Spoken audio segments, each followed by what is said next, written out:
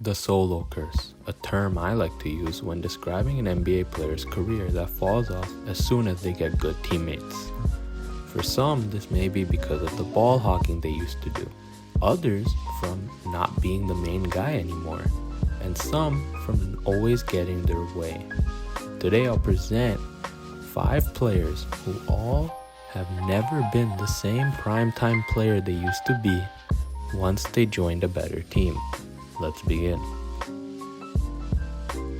From being remembered as the Kyrie of Charlotte, the savior of the Hornets, to not being in the NBA at all now, Kemba has lost his career rapidly.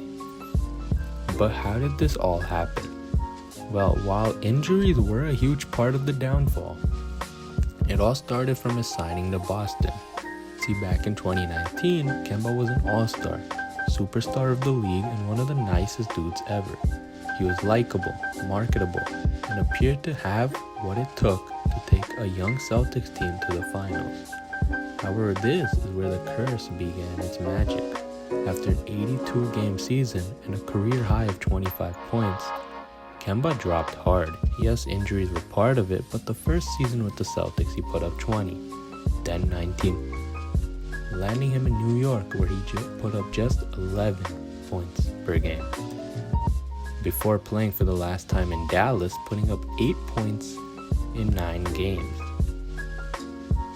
Kemba will always be a huge what if with his injuries, but many have come back from injuries, and I think Kemba just wasn't truly ready for a good team and instead profited being solo. I want to keep this part short as he never had a huge peak, but rather it was his breakout season in 2019 that most remember. See, D-Lo isn't bad either, popping off from time to time on the Lakers. However, the way he is stuck right now, with the constant hate and trade rumors to the short deals, it appears he has finally accepted that he will never be ice in the veins again.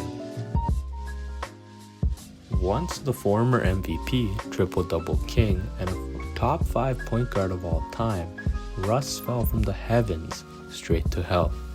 Ironically, it was the departure of Kevin Durant that gave Russ the opportunity to become a solo carrier, leading to the greatness we have seen.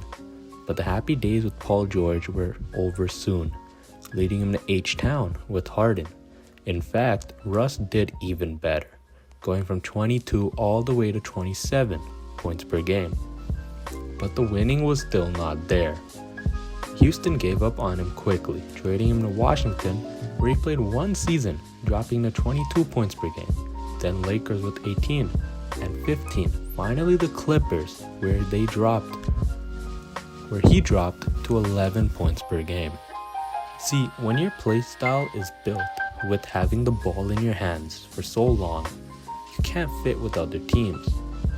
Quite literally, the solo curse, which has caused Russ to have the drop he had. But luckily, he has also accepted his new role of being a role player and hopefully be useful on the Nuggets. From one of the best scorers of all time, putting up diabolical stats, MVP winner, 36 points per game, to 16 points per game currently, unreliable and straight washed. That is James Harden today. But the truth is, unlike the other names in this video, Harden had everything he needed to win. Yes, he was the solo carrier, and yes, the curse took him out too. But we shouldn't ignore the fact that he has gotten everything he's ever wanted. He wanted CP3, he got him. He wanted Russ, he got him. He wanted to join the Nets, he got it. He then wanted to join the Sixers, he got it. At one point, there comes the question of whether he can win or only be a stat padder. Currently, Harden is one of the worst players I've seen, and is riding any super team to just win a ring. But sadly, I believe his career is coming to an end quick, and will leave him in the overrated player of the year discussion, just like Carmelo Anthony. Last but not least, the best example of the solo curse, Dame. In 1 season, he has gone from 32 points per game on the worst team I've ever seen play, the Trailblazers, to 24 points per game with terrible consistency on the Bucks. Lillard has been responsible for ruining the Bucks' defense and chemistry with Holiday gone, lowering their chances to win the ring. He has shown instantly how valuable he is to a team that wants to win soon, and it isn't good. However, I will not chat more on him, as I would like to see one more season before truly determining if he has the solo curse. As always, there are many players that fit the solo curse criteria, but these are just some examples I can give on why the solo curse is one of the most manipulating things in NBA. It can deceive teams, and it can deceive careers, making players seem good, which aren't. Thanks for watching.